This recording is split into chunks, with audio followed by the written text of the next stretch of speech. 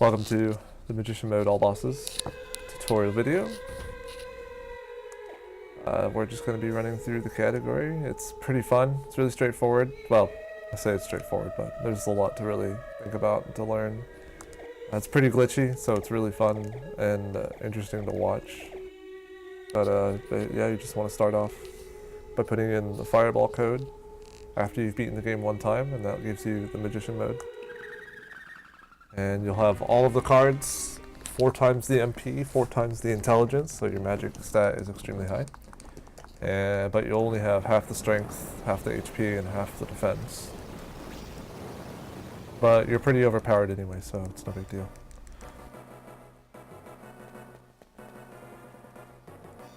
Just to preface, we're playing on the Japanese version because the experience table is different. You actually level up a little sooner in the Japanese version, and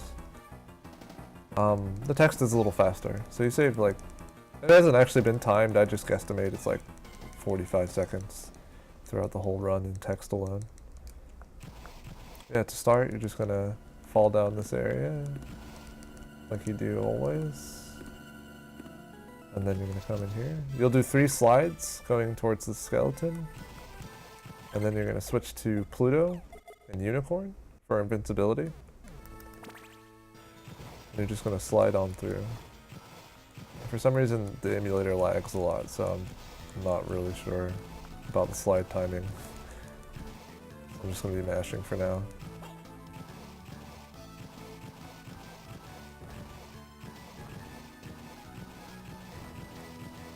And you'll just slide through this room entirely as well, with invincibility on.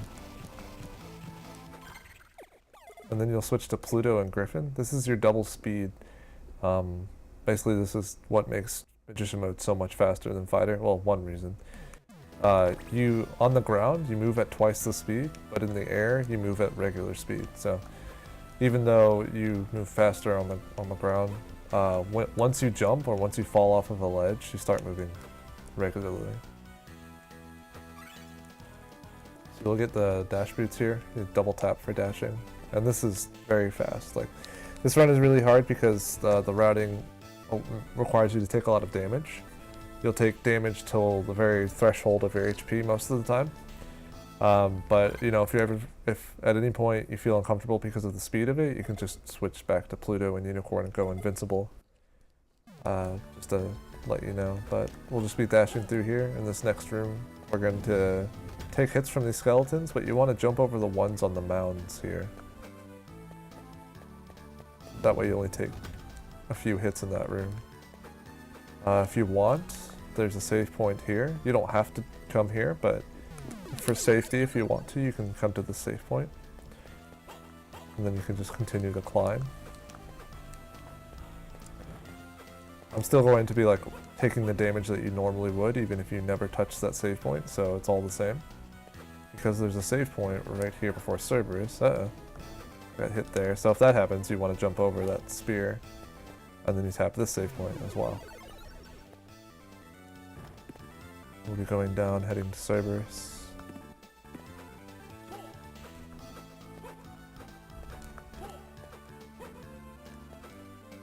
And Cerberus is really easy. All you have to do is get into the center area here, and just switch to Diana and keep the Griffin card on.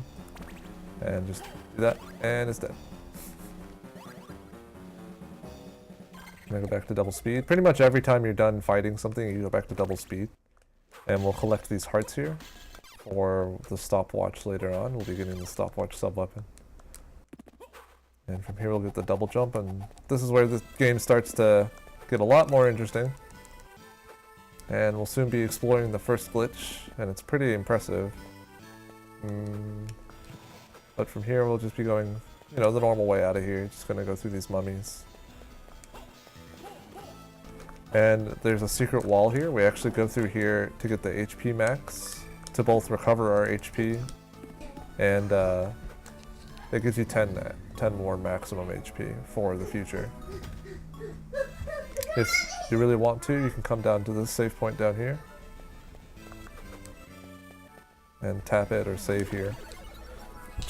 I'm labeling all these save points for safety in general. This glitch you could pretty easily soft lock on if you're not familiar or not very practiced. We're gonna be going back to the beginning of the game. Because we have a score to settle here.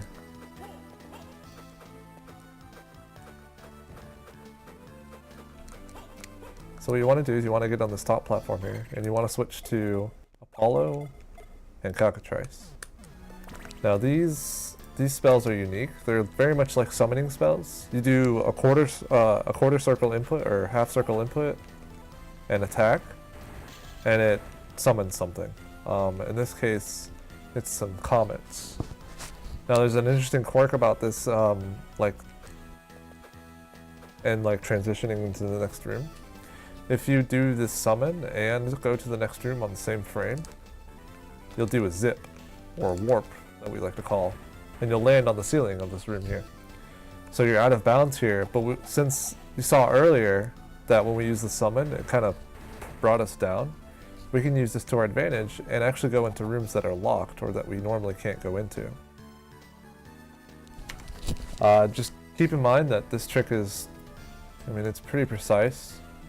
What I like to do for this one, because it's really close, really close from where you're jumping to the loading zone, is you want to do the inputs, like the directional inputs, before you start jumping. And then you jump and press B.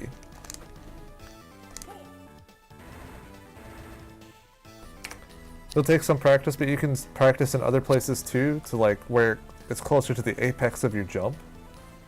So it's not as hard to time. However, in this area, you need to be on that top platform because the warp doesn't quite work the same way. See, I fall into the ground here. Just barely enough distance to where you'll land on the ceiling there. But so from here, you're gonna want to warp up to the top. And what you can do, this is a little tricky, but if you want, and this works out really well, you can do a slide and then immediately double jump back up to the floor. You'll be sliding off of the ceiling. See here, I just fall out of bounds. But when you double jump, you end up, and you want to go a little bit to the left, like double jump then barely tap left. This will put you right above to where the door is. And you'll be very close to being able to warp really quickly. You basically want to line yourself up with the center of the door and then perform a summon, and that'll let you transition into the next room without needing the last key. So we're basically getting to the last boss without any items. And you can do this at the start of the game even. It's just in the routing, it's faster to do it after Cerberus as well. Another way that you could know where you're at is by crouching and spinning your whip. See, it can normally you can see the full circle of the whip, but here I can only see kind of the bottom half of it. You want to get close enough to where you only really see the bottom left part of it, and then you can do you can hold right, to do the input. You want to start holding right, and then go clockwise all the way back to up, and then press B for the summon. I fell off there, but you can double jump back on. Yeah, if you're too far to the left, you can just tap right, just right, and then very quickly go clockwise to up to do your summon input. And you'll get there soon. Like that. This one, you're almost entire on top of the next loading zone. So all you really have to do is do the summon input with starting from down, going half clockwise to up. Like that. And you'll make it into the next room. From here, you'll want to crouch, turn to the right, and you'll slide off. You'll land on top of this door, and then you'll press down in A to drop down. For some reason, there's a floor down here, so you can just, if you do a double back where you press right and then left, the door will open, and you can just jump straight through. And the fight doesn't initialize properly, so what you can do is you can go to Skeleton, which is Pluto and Black Dog, and just start tossing bones at him. When you get 2 big bones, you should be dead.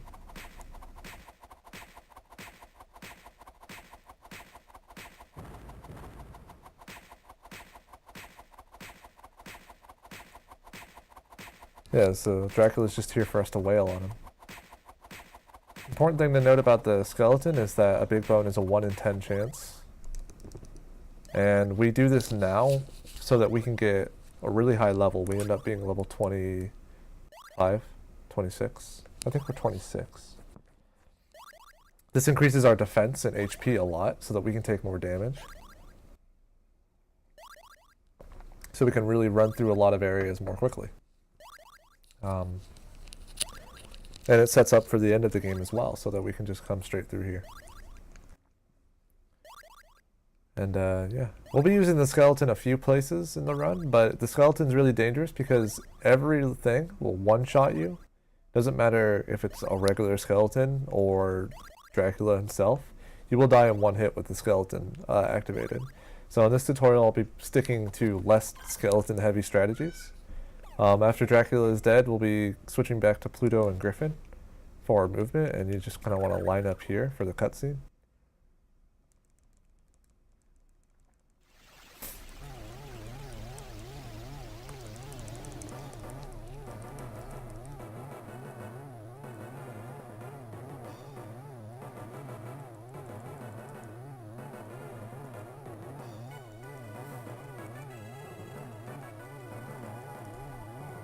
And after the cutscene's done, we'll just activate double speed and we'll run our way out of here. From here, we're going to be going to Iron Golem. This is where we really start breaking a lot of the sequences for the bosses. This next part can be kind of dangerous. So you can just run straight through this entire room and get to the save point here. Just recover all of your HP. And we're going to be doing another warp.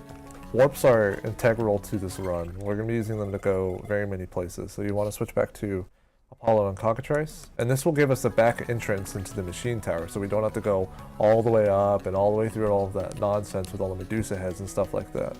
Instead, you just want to position yourself on this platform here. And this warp is a little interesting because it's kind of like at the midpoint, a little beyond the midpoint of your jump. So it can be kind of hard to time. So for this one, you want to time your directional inputs after you start jumping most of the time. You can actually do it where you do the directional jump and then B, but I find it kind of tricky to time it that way. So you'll do another warp here.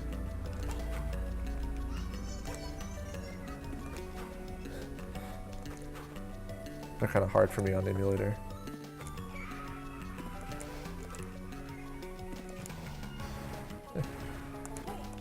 There we go. Now this next section, kind of tricky. Your movement has to be really good for you to get the best cycle, and so it takes some practice. But if it's not, then you can, there's backup strats, but this is what it's going to look like if you're on point. You're just going to be able to jump straight up here, and you're going to be able to take damage from the hyenas and not from their shots. And you'll be able to make it through by only taking the 10 damage instead of taking, what is it, like 50 or 47 from getting shot. Take like 43 from getting shot. And if your movement is off, then you might get shot. So a way you can really see that is if your movement's not good enough, like you're just gonna get shot when you get up there. So a way you can really prepare for that is you could just come up here, crouch to stop your dash, and then just keep going. Because by the time your crouch is finished, they would have fired their shot anyway.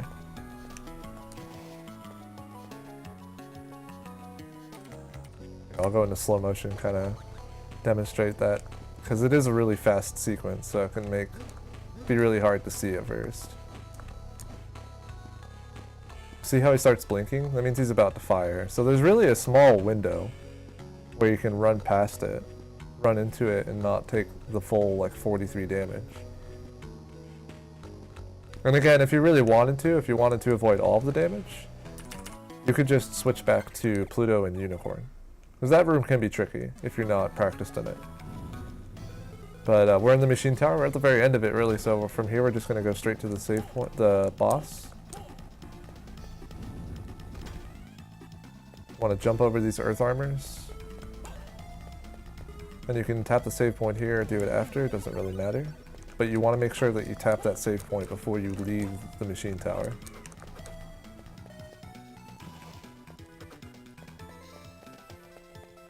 From here you want to stand about here. And here we're going to switch to Diana and Mandragora. This is Rose Petals. And if we're crouched and we're right here, Iron Golem will actually take 2 hits from this thing. And we'll be able to take it down in 4 swings. And he's gone. You want to switch back to Pluto and Griffin. And go to the door, slide to the left twice, and then move to the right a little bit. And you're in best position for the cutscene. A lot of the bosses just kind of melt in the early parts of the game. It's really fun. We're gonna be getting the stopwatch here, so we're gonna break those 2 candles to get the heart and the stopwatch. And we're gonna be collecting hearts throughout the run. There's 5 here. Behind that heat shade. And then there's 5 here. You don't have to collect all of them, but I'm just going to pinpoint them so that they're available for anyone that's interested. And same thing, we're just going to be running back through here. This room's a little bit easier to go through, but it can be a little tricky as well. When you first enter, let me slow it down actually. When you first enter, you just want to run up and double jump. And then the guy on the top here is going to be ready to fire, so you're going to jump over the shot instead of land immediately. Because if you land immediately, you'll get shot.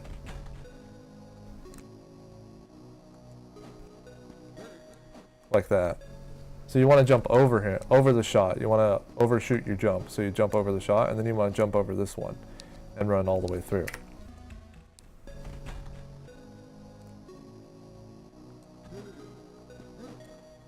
Like that. Uh-oh. And then you should be good, just to run on through.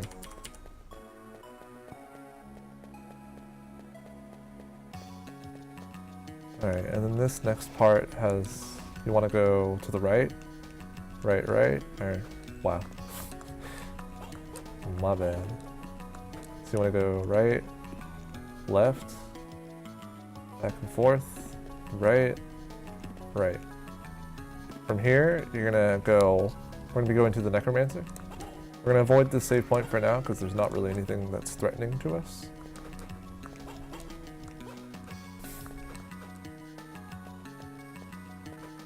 Wow, this simulator is so laggy. I don't know why. It's so weird. The outer wall can be kind of weird. It's easier to go down to the bottom here. Do the double jump over there. But if you want, you can go the top route as well. We'll be sliding through these skeletons because they may drop hearts, and that'll let us prevent some farming. From here, we're gonna run over here and slide into that skeleton, and then dash into the knight. We only take 1 hit going through that whole section that way, instead of taking 2 otherwise, if we didn't kill the first skeleton. The important thing about the damage routing and all of that is trying to minimize as many hits so that you don't get stopped as often. But we'll be tapping this save point here, and we're going to be doing another warp here. And there are 2 positions you can do them from. I do it from this platform here, because it's closer to the apex of the jump, so it's easy for me to time. But you could do it here as well, and the timing is very similar to the very first one that you did, going to Dracula. So just get wherever you want to for the warp, and just warp up to the ceiling. From here, when we start dashing, we're gonna take 12 steps, about 12 steps, and then we're gonna get past the loading zone that we came from, that goes to the outer wall.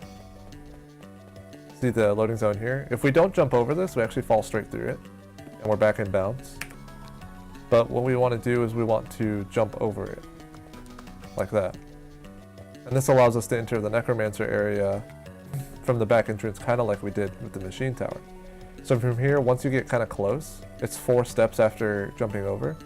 You'll want to stop, slide, and then hold right after passing that doorway. Alright, so let's do it again. It's 12 steps. Jump. 1, 2, 3, 4. Stop, slide, right after the doorway. And then we're free to go straight to the Necromancer. The Necromancer boss is just as easy as the Iron Golem boss. We're going to use the same strategy. We'll be going Diana and Mandragora.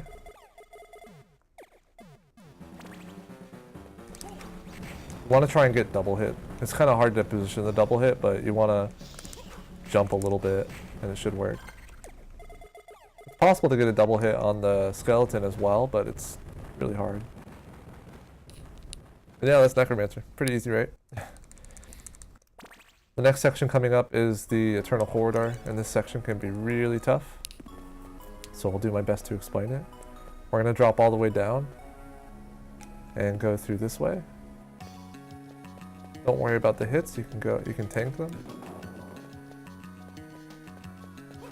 Oops.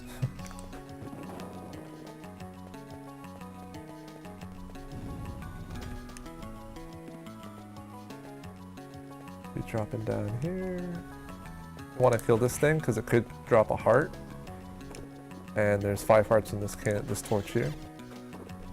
Alright, now the Eternal Corridor is really hard. So if at any point you feel like you might die or you're just not confident enough, just switch to Invincibility with Pluto and Unicorn, because this place, the movement can be really tight. I'll try to explain it as best as I can. The first room is really simple though. We're just going to run straight to the right. We're going to take damage from these Gorgons. Really easy. The next room is a little simple as well. You just jump over the first skeleton there and you take damage from the soldiers or the knights. The third room here with the werebears, if you're not turning on invincibility, you're going to want to jump over. Oh my goodness. You're going to want to jump over these guys. You can jump into the center of this one, so you don't have to do a double jump all the way across all 3 of them. And this last one with the evil hands can be, it's really fun. It's really cool to look at when you get it down, but it can be really tricky. So I'll slow it down. So you want to jump over this first one and just dash all the way through. Jump over that one, jump over, continue dashing, and then jump over this guy. And you've made it all the way through. This one can be kind of hard. Takes practice. See, I mean, I just messed it up there.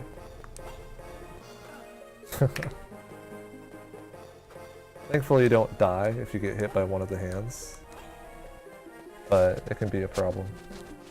For the next room, you're just going to be jumping over some Gorgons and some Archdemons. Not Archdemons, Beast Demons, there we go. There are actually 10 hearts in this room. It's surrounding this guy. If your damage routing was good, like you didn't take any extra damage on the way here, you can actually hit this candle, hit this one, take this hit, and go all the way through here, and then jump over that Gorgon. But if you took damage from the Devil Pillar, I'm just saying this as just as an advanced thing. If you took damage from the Devil Pillar after Necromancer on the way here, you'll only have 2 HP. So you'll want to jump over this guy. And we're gonna, so you could, if your timing isn't good, you can get flamed there. But it's no big deal. Just gotta be careful. So we're gonna jump over this guy. And there we go. Alright, so we're in the underground waterway, and you might be thinking, why are we here? Because we haven't beaten half of the bosses yet. There's no way we can get up here. But there's another glitch that we can do that will let us get up here, and it's called Bone Float. Basically, the skeleton is wider than Nathan is, so he can stand on a platform much further away than Nathan can. And for some reason, this disables gravity if you do it properly. An interesting thing is, if you're going to frame advance for this one, if you're landing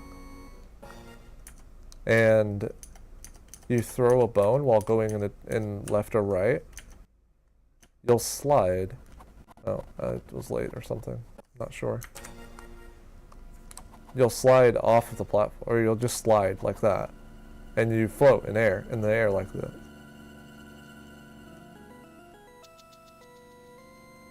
So the basic principle of this trick is you're going to jump in the air and you're going to throw a bone while holding to the right just before you land. And that'll give you the slide, and you'll slide to the very edge of the platform. And for some reason this disables gravity and lets you get up here like that. Really interesting. So the setup for this is once you run into the underground waterway, you want to activate skeleton immediately, and you're going to go through this door, and then you're going to do frame perfect like at the same time. It's not really that hard to time. You want to hit jump and right, and then just before you land you want to throw a bone while holding right, and then you can let go of right and B. And if you do it right, you'll get that slide like what just happened now. You'll want to double back onto here, because for some reason you can't dash when you're walking on thin air. So you'll want to go back a little bit to this platform so you can double back and dash. And then once you do that, you can double jump and then do the whip to cancel your anti-gravity. This trick can be kind of hard. It's frame perfect, but the setup is really good, so all you really have to time is the A and right at the same time, and then B on landing instead of a little bit more complicated stuff. And this lets you get to the very end of the waterway really early, so we can get the Rockwing and fight Camilla. Well, other way around. We fight Camilla and then we get the Rockwing. And you're gonna reactivate Pluto and Griffin. After that thing on the right there, you're gonna come into the save point. Camilla's really, really difficult. She has a lot of different patterns, and if you're not prepared for them, they can be really hard. So it's good. You're gonna tap the save point regardless, because you still take damage from the water here, or the blood, whatever. And so you need the HP, but you know, if you don't feel comfortable, it's good to save here as well, because you may die. I've died many times fighting Camilla. Gonna tackle underneath that ice shade, and then we're gonna go on through. We're gonna be using that wind wave ability that we used in the Cerberus fight. And we're gonna be hitting her, I can't remember how many times, but you'll have one spare wind wave, basically. So from the start of the fight, we're going to activate DSS, and we'll go into the pause menu and go to Diana for the wind wave attack. We're going to slide underneath and wait for that lightning, slide again, and here we can start throwing out wind waves. After the third one, you want to go towards her, and we're going to have to juggle dodging these bubbles while trying to hit her.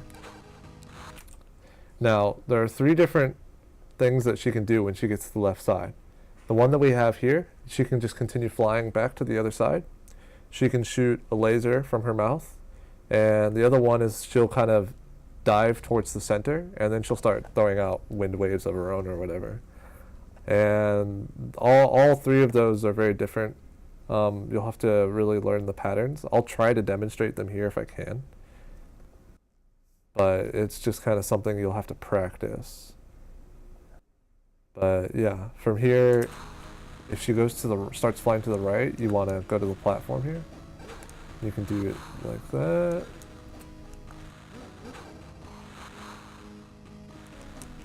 Oops. So I missed one, but we have 1 extra, so it's okay. And we'll want to go underneath. Oh, died. Okay. This fight's not easy.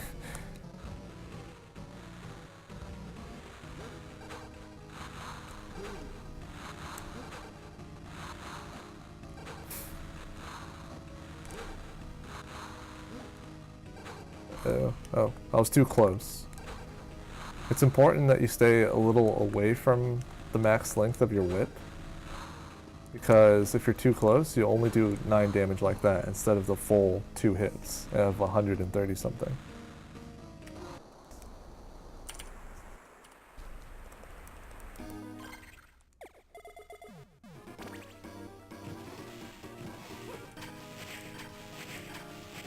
So 3rd hit, you drop down.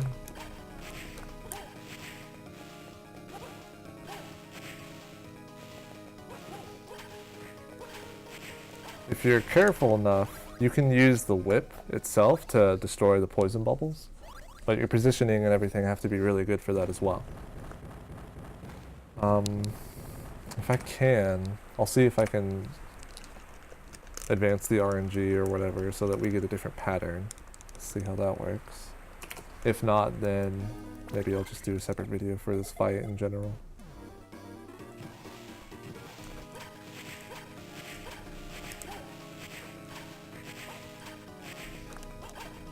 Yeah, okay, so here we got the laser, and if she lasers, you want to duck and slide underneath her. You can't tell whether she's doing the laser or the wind wave right off the bat, so you just kind of have to be prepared and react to it. You want to, when she stops on the left side, you want to start running towards her. And if she doesn't start diving, like when she starts to appear on screen, then you want to duck. But you don't want to run all the way to the left side immediately, because if she does start diving and you're not prepared to run the other way, because she'll hit through the ground, you'll end up dying. So you just want to be prepared for it. So, but for the laser, it doesn't matter where she is on the screen. All you have to do is duck and start sliding and avoid the bubbles as well. And from here, you just want to just wail on her. The laser phase is probably the easiest, but takes some adjusting to as well. So let's see if we can get the wind wave. Hopefully.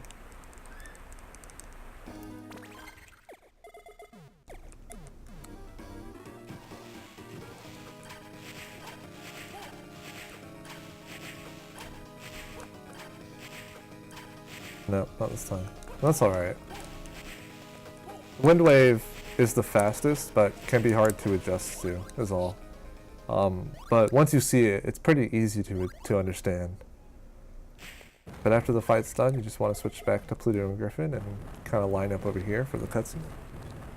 And we'll collect our Rockwing.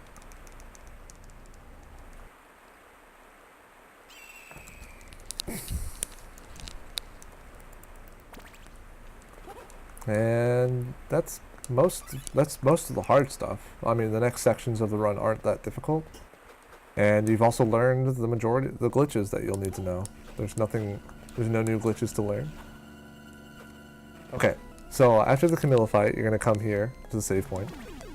If you didn't get hit during the fight, you don't have to save here, but it's just a safety thing. Also, I get to teach y'all something interesting about the Rockwing. If you... Actually, let me go somewhere closer to the floor. Alright, so the Rockwing's height is different based on what you do. So if you just hold up, if you just do up and R, you see how my head barely clears that platform on the left there? If you just hold up and R, your gravity will... Your ascension will end earlier. But if you hold A while doing the Rockwing, Nathan will kind of ascend further, like he'll float up further. And you see how I even clear the top part of that section there? So this is going to be interesting. This will add for more interesting movement later on. I don't know if we have an official name for this, but I guess we can call it the extended Rockwing. There are actually uses for both of them, because sometimes you don't want to go as high, you know? So from the save point, what you can do is you can extend the Rockwing up here, up to that platform, like that, and then you want a Rockwing up to the wall. All of these Rockwings are extended, by the way. You'll want to, once you get on the platform, you're going to Rockwing towards the wall, Rockwing up there. The hardest part of this is you try to keep your dash, you know? So it looks something like this. All of these are extended Rockwings. And you can make it up there without hitting the ceiling or using your double jump. And coming from the Camilla fight, you can do something like this as well, but it's a little bit harder to time. I can try to demonstrate it. Yeah, you end up hitting that platform a lot of the times. If you're interested in seeing it, you can check out Darren Ville's current record. But from here, we're going to go towards Drumelec. This section is really fun. You do a lot of warps.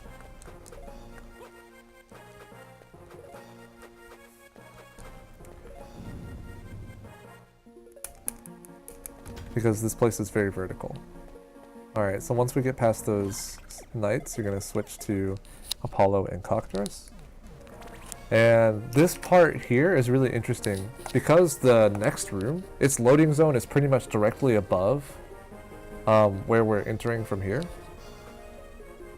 We can actually get a double warp, but it's frame perfect. There's actually 2 frames for this warp. A lot of the warps that you do are frame perfect, but it depends on how, when you start your jump, because you reach the loading zone in different increments of time because you have acceleration and all. But this one, there's 2 frames, and if you get the latest frame, you'll get a warp from this room, and then a warp into the next room automatically. You won't have to do another summon. But if you don't get that double warp, you'll just have to do another warp into that next room.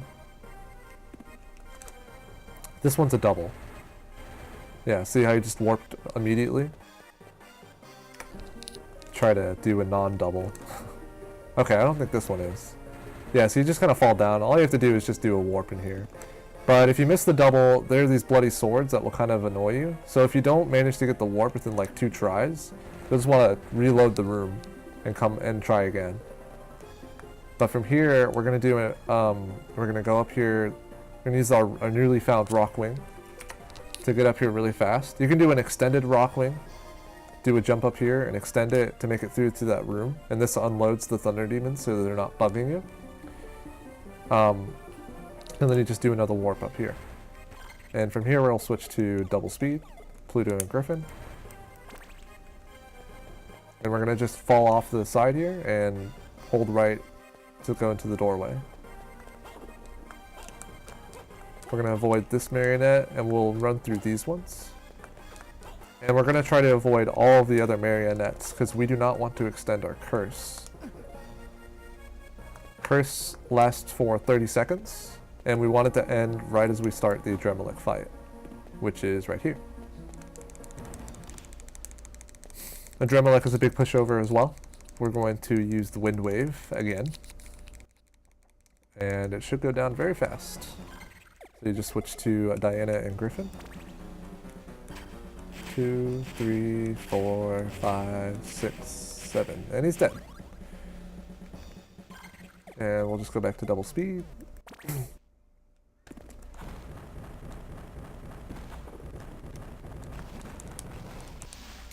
You'll want to go through this room here, break the statue, and we'll go back on through.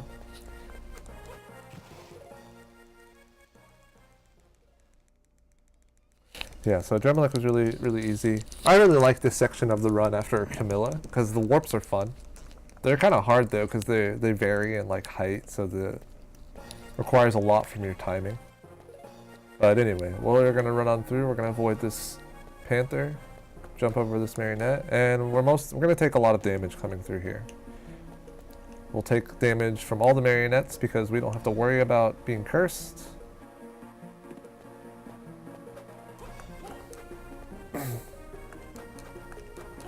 And if you're fast enough, you can avoid that middle bone flame from hitting you. If not, you may have to slow down a moment for it to fire its shot. And we'll just be heading on down. And you're going to want to tap the save point here. That recovers your health and cures your curse as well. We're just going to continue descending. We're going to head towards the zombie dragons, towards the underground gallery. From here we can just run through everything in our way. And just drop down here. We're going to jump over the very first imp in this room, kind of like we did in the audience hall going to Necromancer. That way we only take 1 hit. And we'll use the Rockwing to avoid these. When you Rockwing on the ground with double speed, you actually maintain your double speed. You know how normally when you have double speed and you jump, you go back to normal speed?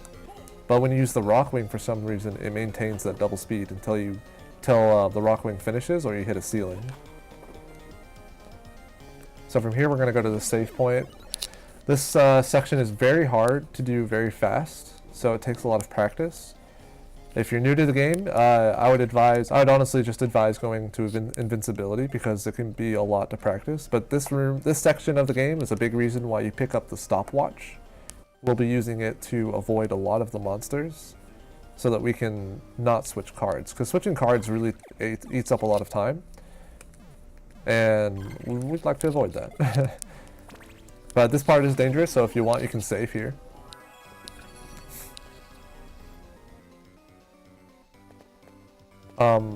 Oh, another movement thing about rock wings and just like falling off and like entering the air and things like that I want to point out is that if you're dashing, you can instantly like halve your speed in the air with your rock wing by jumping right before you do your rock wing, so that you don't get the double speed with that. And I'll do that in a couple of areas, like going to the save point, so that I don't hit. If I just do a regular rock wing from the ground, I'll go really far out, or like I might hit this platform here. But if I jump right before I do it, then I won't go as far to the left, and that way it's quicker to get to the save point here.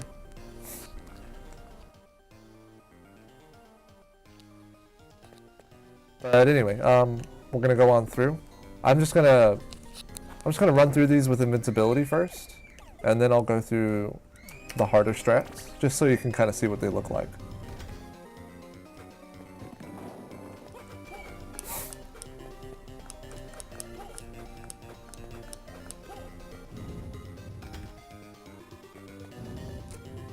There's a lot of killer bees, man. They just kill them.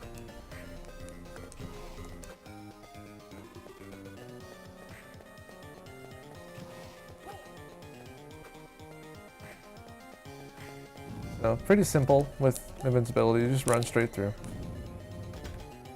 You just don't run very quickly is all, and then you can get to the save point. Nice and easy. But with double speed, it becomes a little more complicated. So something I've neglected to mention until now is that the monsters kind of have different patterns. They can like either start their movement to the right or start going to the left or something like that. I can kind of show that with the moth here. This one it started going to the left, and this one it started going to the right. So there are different ways that the monsters can move at the very start of a room, and you'll need to account for that when entering some of these places. Most of the time it doesn't really matter, but for this area specifically, it's very important because it changes the timing.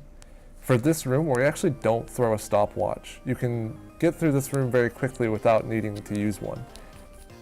And that's what we're going to try to do. So we're going to try to jump over this first moth here. And we're going to see if we can not manipulate, but adjust to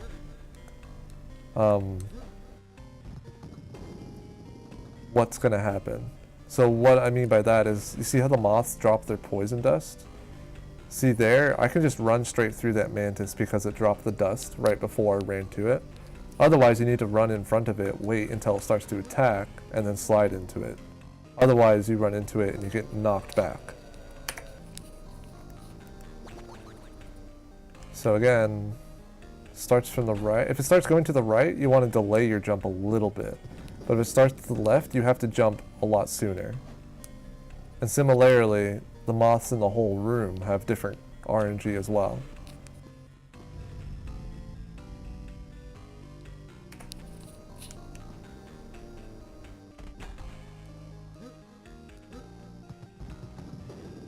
So you see the dust there? That means I can just jump straight over this guy. Maybe this one? Yeah, see that one dropped it? So you can just run straight through. It's just kind of stuff you gotta adjust to. I can't show every variation because I don't know how to manipulate RNG, but that's just kind of one way it goes about. If you go through the room enough, you'll kind of understand it better. And if you watch other people speedrun the game more, I mean, it's just kind of something you gain by experience. So I'll show the room in full speed a couple of times as well.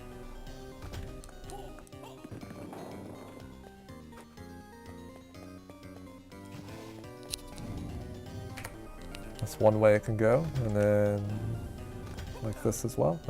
Even if you get hit, you can continue on through and try to adjust as best as you can. Most of the time, you should be fine. You just hit a save point, so you should be full HP.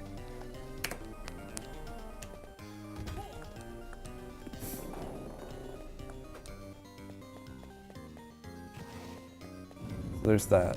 The next room is pretty interesting. You want to throw a stopwatch, and this stops everything in the room. So we just gotta make sure that we jump through. We gotta jump through the right cracks, basically.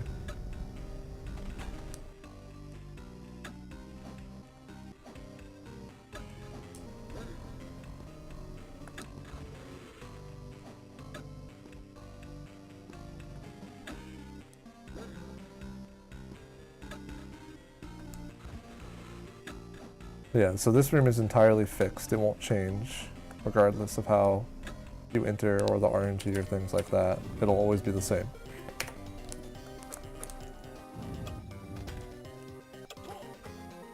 Oh, it really lags in this room on the emulator. That's crazy. It doesn't lag like this on console. I don't know why. But yeah, that's how you do that if you have the stopwatch. There's a heart in this torch here. And let's go murder some zombie dragons. So we're going to use a unique strategy for these dragons. We're going to use a summon. So we want to get in the center here. Oh my gosh, dude. They can do whatever they want a lot of the time. And use the summon, you activate a summon the same way that you use the warps. But after you activate it, you want to switch to Mars and Black Dog. For some reason, I don't know why. But for some reason, this increases the power of your summon of pretty much anything exponentially.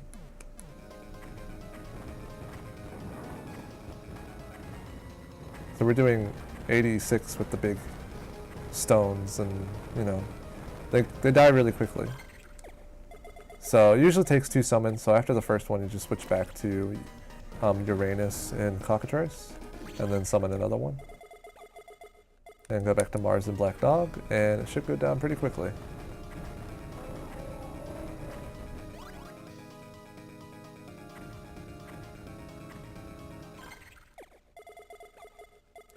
And after that, you just do double speed again.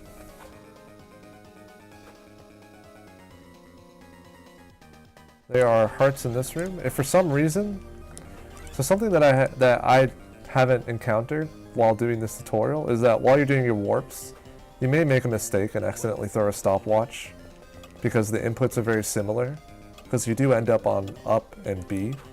So you may end up throwing a stopwatch. So if you don't if you don't have very many hearts, like if you're under 20 hearts, no. Yeah, if you don't have 20 hearts or more at this point, then you'll want to come back into this room and farm, because this is the fastest place to farm hearts. Just FYI. Because the next section we're going to is the observation tower. And that place can be really, really hard. Everything kind of kills you in that place.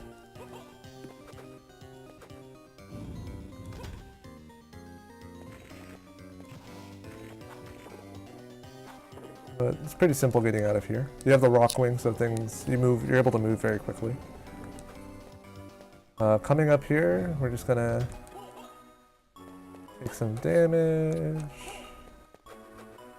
We're gonna do an interesting extended rock wing here. We're gonna dash here, and then rock wing up, extended, and then just hold left as soon as we start to touch that wall. And it lets us get up there. We can do a really cool one here as well. Remember how I mentioned when you jump, you reduce your jumping speed? Whereas if you're to just rock wing right away, you go really far. So here, once we start approaching this platform here, I kind of use this statue in the background as my visual cue. Once I start approaching the center of it, not quite the center, but a little to the right of it, I jump and rock wing at the same time. And I also hold the A button so I can extend it. So you can get up there like that. It's pretty cool. And we'll just go on through here. This room is affectionately called the homie room. We pass by this room a lot, and it's kind of the main area of the game anyway. So this is the homie save. You want to tap the homie save, or maybe even just save there as well, because you could die. We'll rock wing up here. And then we're going to do 2 more warps, and those are the last warps we'll do in the entire run. from here, we'll just do a regular one, just going into the ceiling. This next one though is kind of unique because you can do it from the ceiling. If you get close enough and you do the warp inputs, see I walked off the stage there, then you can warp from the ceiling instead of needing to jump up like that. But if you happen to fall through, this warp is actually kind of hard if you fall through because you have to double jump to get up to it. So the timing is very different. So if you do fall through, you can just do a double jump warp. And this guy will pester you so you can reload the room if you end up making mistakes. There you go. From here we'll switch to double speed. And I'm pretty sure it's 8 steps. It's 10 steps. So for 10 steps after the warp, you're gonna go over here. And there's a save point here if you want to enter it and save, because again, this place is hard. If you don't, you'll just drop all the way down. You want to pass this doorway and then hold left to enter this room here at the bottom. Now, just like the underground gallery, this is where some difference in strategies will occur. If you're going to use the stopwatch and you're going to learn the patterns, you'll keep double speed on throughout the entirety of the whole area. But if you're not, then you just switch to invincibility and run straight through. For this room, you'll just run through with invincibility. And interesting enough, once you pass this part, you can actually turn double speed back on and it still saves time. Like you're not losing time switching cards a lot. And you'll get to this point, you'll go into what I call the theater room. You'll rock wing up here, and once you get to the top here, you're going to want to switch back to invincibility. And you'll keep invincibility on until you reach the end of the section.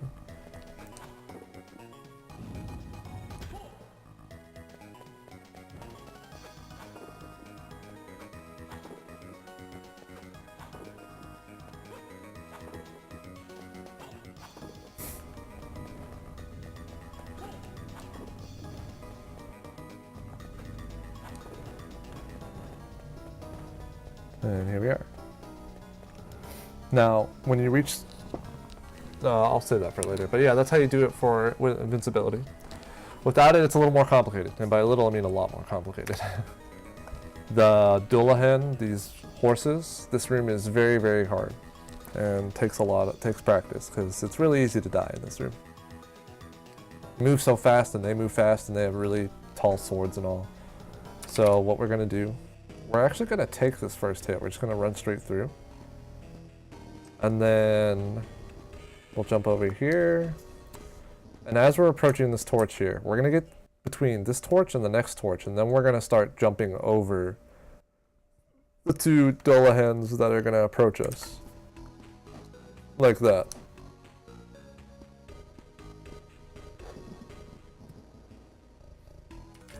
And that's how that room kind of looks. I'll do it one more time in slow-mo without stopping, just to kind of show it off. And then I'll do it in real time as well later on. We're approaching the torch here. Jump now. Jump here. If you feel like you're about to fall and like fall on the sword, you can just rock wing to stall falling down. And that's how you get through that room. And then this next room is the same. It's really simple. And, well, you want to rock wing here. But as you're falling down for this next part, you want to throw the stopwatch. Now this next room is pretty simple. You just rock wing up here. Rock wing up here. Oh, my bad. Rock wing up here. Rock wing up here. And you can just jump over these guys. They won't even fire their shots. They won't have enough time because we stopped them early enough. And the first part of this next room is pretty straightforward too. There's a fly here. I'm trying to get rid of it. But yeah, you're just going to have double speed on. You're going to slide underneath this guy. Rock wing here. But there's a secret wall up here that we're going to break to recover our HP for later on in the run. And this also gives us a good opportunity to throw our stopwatch and reset the whole room. So we can do this. And we're going to wait for this guy. And then we can rock wing like that. And we'll wait for this guy too. And you can just jump over him like that. So I'll go through that one again in slow motion without stopping and without explaining. Well, I'll explain, but without stopping really. Jump over this guy, slide into this guy. Jump up here, Rockwing.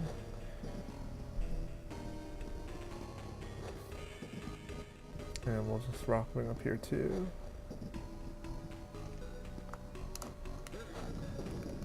You don't have to worry about getting hit over on this side, you'll be fine.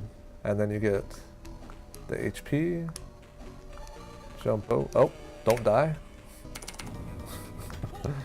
I messed up my movement, so that's why I died there.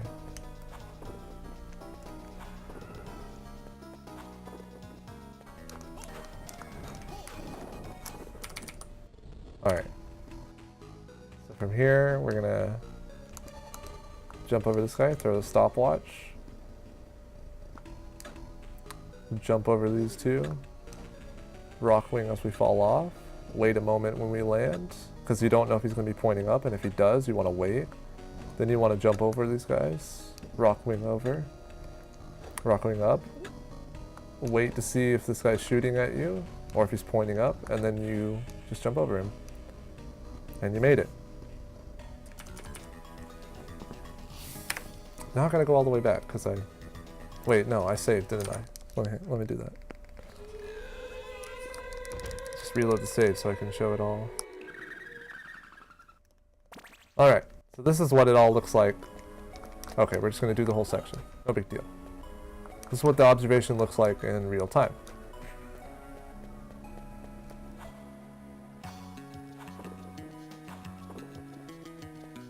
So you want to do the warp up here.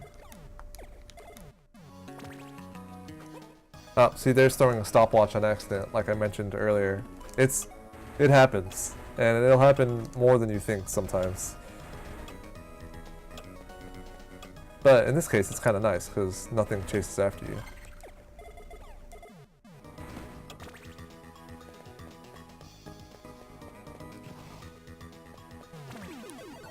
Yeah, after 10 steps and out of bounds, you fall off the ledge on the right. And then we can keep going. There's also 5 hearts down here if you want them. And then we'll go in the Dullahan room, take the first hit. Jump over, Rockwing if you need to. And then this room is pretty simple. There's a heart in this here. Throw the stopwatch.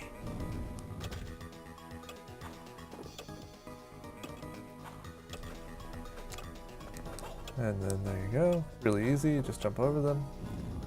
Jump over this guy, slide into this guy, Rockwing up. Break the wall here. Get the HP, throw the stopwatch, jump over, Rockwing, wait, okay, you can jump over him. Wait, okay, he's shooting down.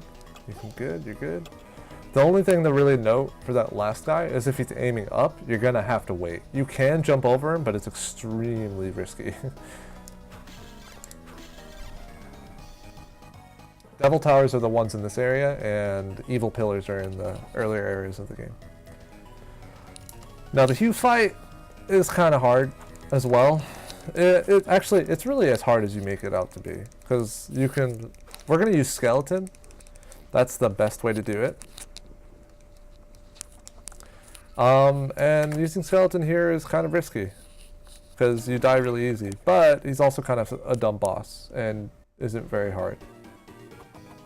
So you can do this, where you just go back and forth, or jump, and throw bones. You just want to make sure that you move as soon as he starts approaching you and all.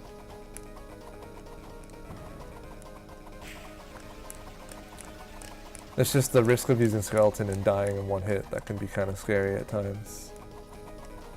But this strat here is pretty simple, pretty straightforward. You'll get some bones. It only takes 4 to kill Hue, like that. Or, if you're really risky, you can do it like this. That's the wrong DSS.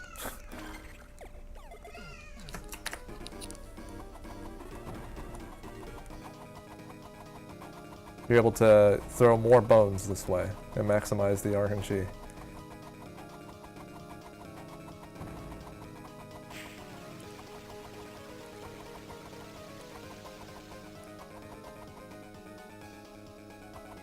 thing about this strategy is you only have 2 frames to work with. You want to hold forward for 2 frames, 2 or 3 frames. No more, because if you go further, the big bone won't hit. And if you don't go far enough, you'll die.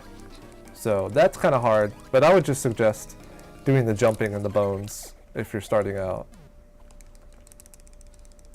And just for the placement, if Hugh dies on the left side of that throne in the background there, you're going to have to stand on the right of him. But if he dies on the right side of the throne, you're going to have to stand on the left of him.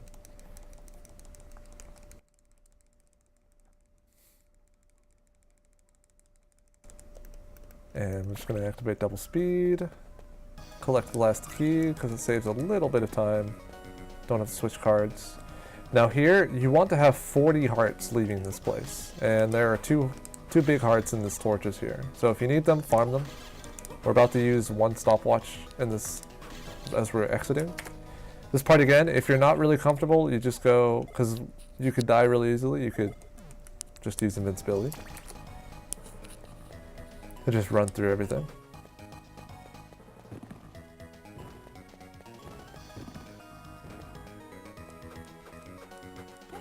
Hi Satan. Hi Satan.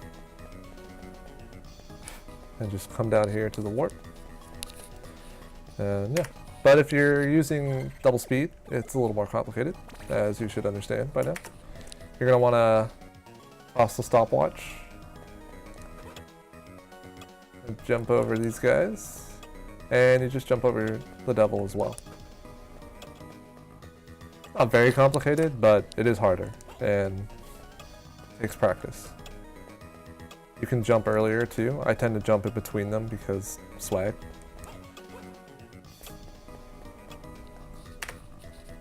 Yeah, the last part here isn't as hard as the other 2 parts.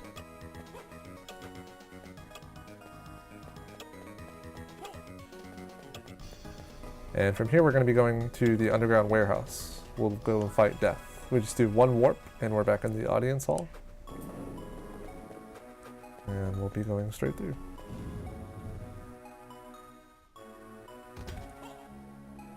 Now, for some reason you need health. There is an HP max in this wall here.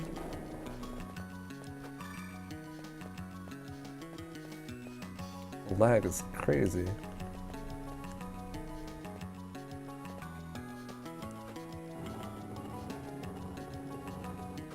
Now this section of the game is really quite easy because we already have the rock wing. So it's mostly just about optimizing movement and remembering the puzzles. In this room, if that moth spawns to the left, like start going to the left, he may end up hitting you as you go up here, but yeah. But in this room you're going to take the thunder armor hits and you're going to slide underneath these poltergeists here. It's 1 thunder armor, 2 poltergeists, 1 thunder armor, poltergeist. You'll jump over this one. There's a save point here. You could also slide underneath that poltergeist too, it doesn't really matter. And then there's this. As you enter this room, you want a rock wing to maintain your speed, and it puts you in the best position. You'll jump down and break this box here. You don't have to push the boxes all the way into the wall. You can just kind of just have a little bit of them sticking out for the next box to stand on top of it. Uh-oh.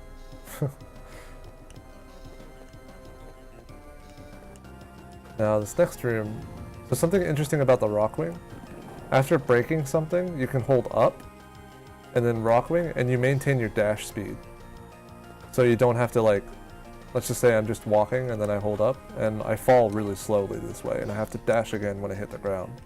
But if I break something and just continue to hold up, I can just press R and I maintain that dash speed, so there's no worries about it.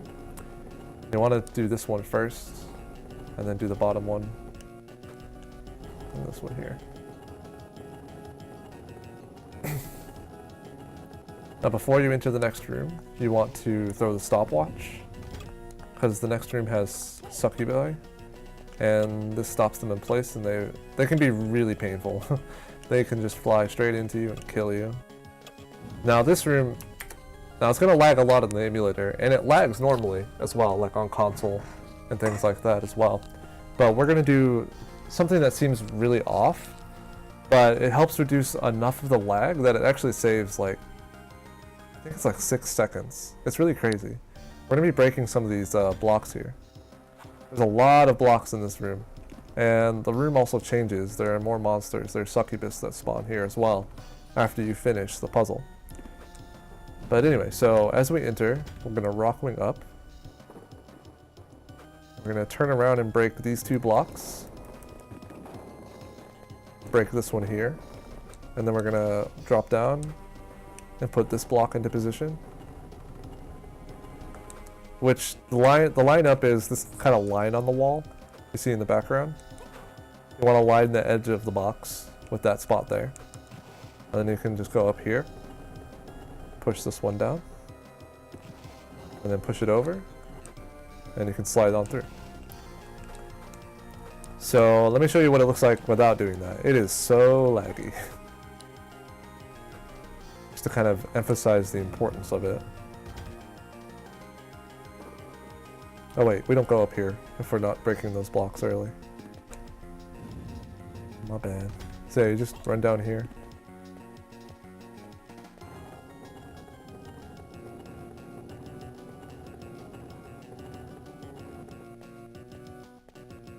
It's so painful to see this.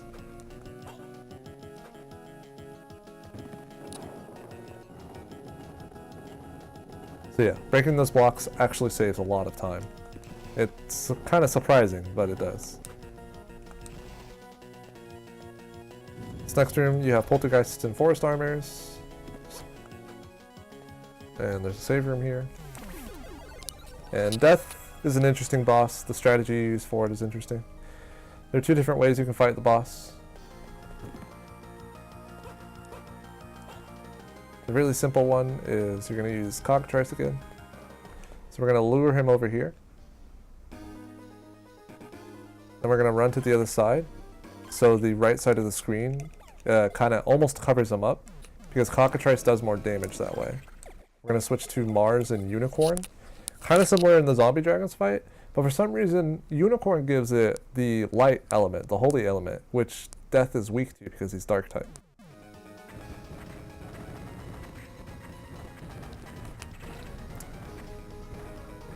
And that finishes that phase off. And we're going to do the exact same thing for the second phase. But our lineup is going to be a little different. See that little jewel on his hand? On his scythe? That's covered up at the right side of the screen? You want to cover up about half of it with the right side of the screen.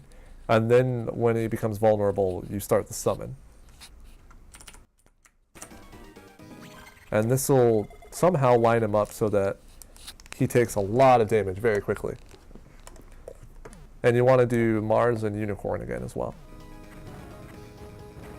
I don't know if I set it up right because it's lagging a lot, but I think I did. And he dies just like that. Pretty simple boss for one of the last ones in the game.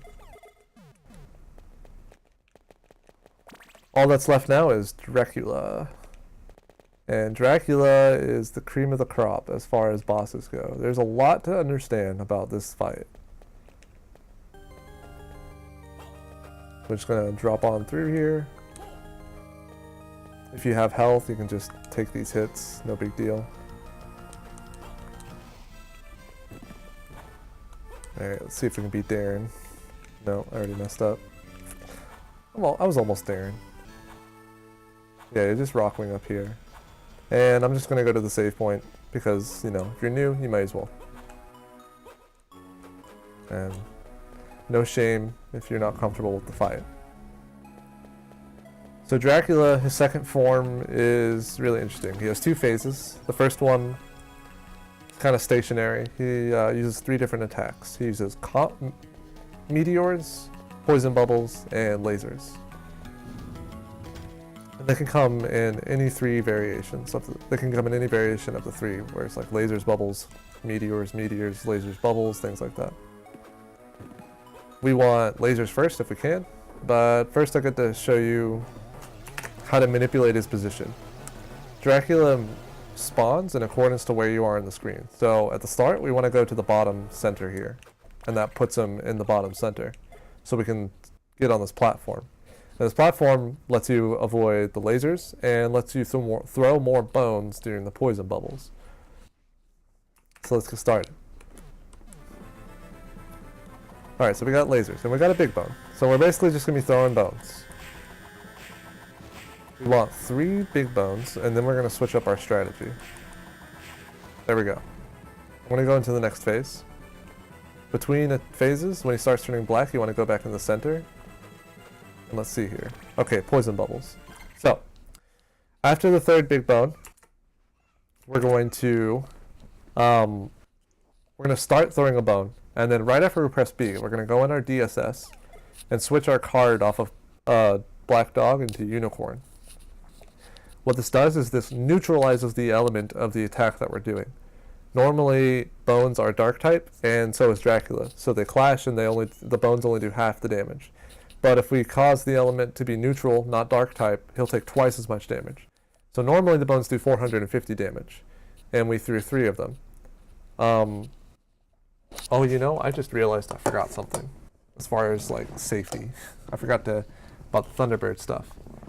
But I'll finish this off. So we want to neutralize the element of the bone. Normally they do 450 damage, but if we neutralize it, it'll do twice as much, being 900. So I'm just going to let this phase play out, and I'll show what I was missing. But basically, once the poison bubbles start to reach that platform, you can go onto this side and throw more bones if you're a skeleton. And you can break these bubbles up once he starts whatever if you want. You don't have to. Then you want to push this position in. Now this next one is comets. You can normally throw like 2 or 3 bones, and then after that you want to switch to Pluto and Unicorn for invincibility, because the RNG is really hard to react to. And then after that you can throw bones. I'm just going to throw them away from him because I need to demonstrate a few things. Now, what I should have done is at the start of the fight, actually I'm just going to do it now. At the start of the fight, we would do 2 wind waves. And this just sets up damage for a later part in the fight. So we're going to do a safety thing. You do 2 wind waves to do a little bit of extra damage to him. You want to throw the 3 regular bones. This one's comets, or meteors, so we're just going to try to get a couple of bones in.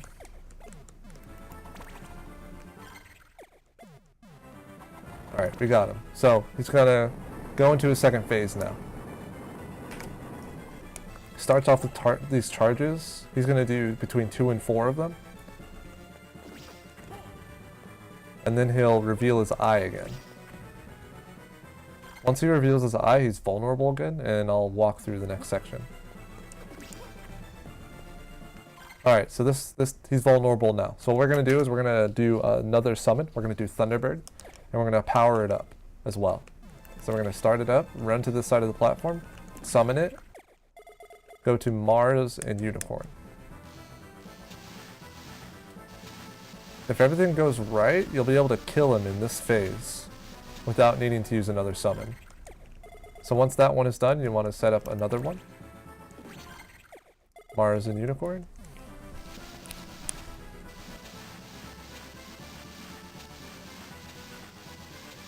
And he's dead.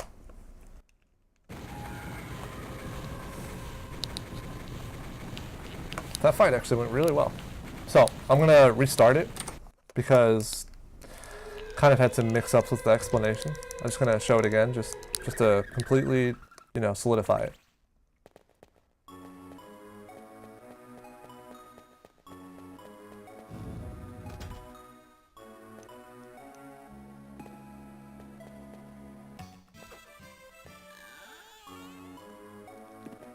Alright, so we're about to start. When we start, we're going to manipulate him into the bottom center of the screen. You can honestly dash immediately as you land. You don't have to worry about timing it. And we're going to go to Diana and Griffin for the Wind Wave. Fire off 2 shots. Then we can go up here and start throwing some bones. These are regular bones. The first 3 bones that you throw can be regular. Actually, they need to be regular. Once the bubbles start coming up here, you go to the other side and start throwing more bones. The lag is intense, man.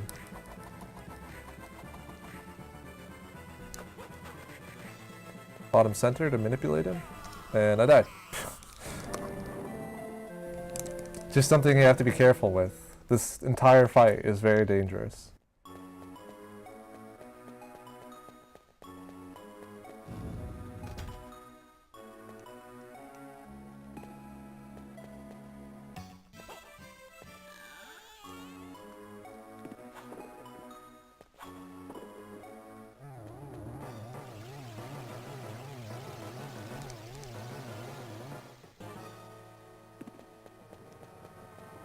So Griffin and Diana. Sorry, Diana and Griffin for the Wind Wave.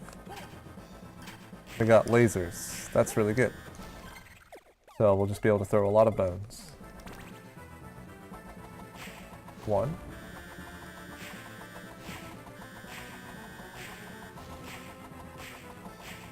We got 2. That's good.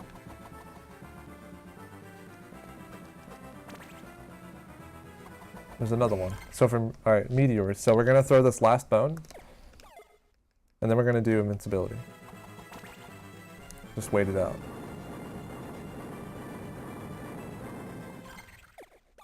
And then we can throw off 2 more bones afterwards. And remember, we want to pause like directly after we press B so we can switch the element. The next one will be poison bubbles, so I can stand up here and throw some bones.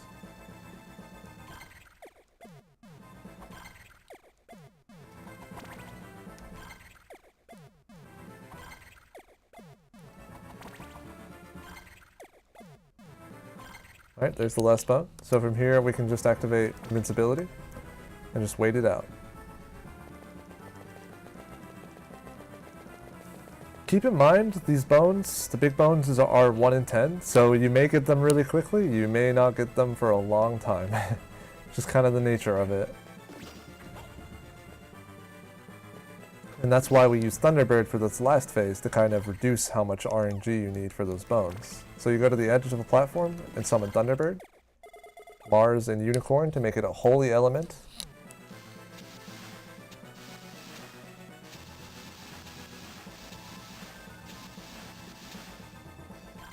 Something to note, if you end up messing up your summon here, you could die actually. So like, I'll just pretend like I messed up a couple of times and oh crap, there's bats.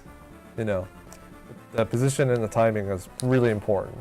So if your timing is a little off, you might need to adjust for it to drop down from the platforms or other things like that.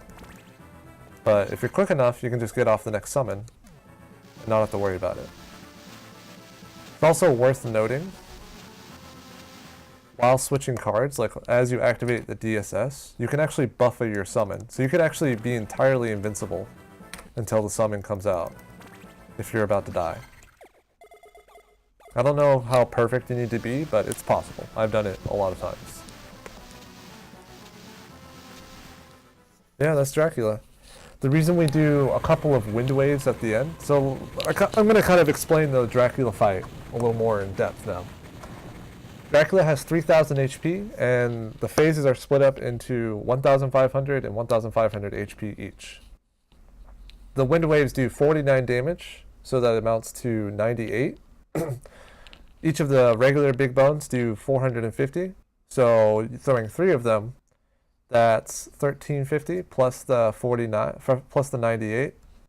That's or wait, hang on, did I math right? Yeah. That's 1,448 damage, which is just 52 damage away from pushing him into the next phase. So he has a little over 1,500 health left. So what you do after that is you throw a 900 damage bone, and that pushes him way past the halfway threshold. So he's at 2,300, and God help me, hope I did this right. 2,348 health damage. So those 2 Thunderbirds just barely do enough damage to kill him within that first cycle.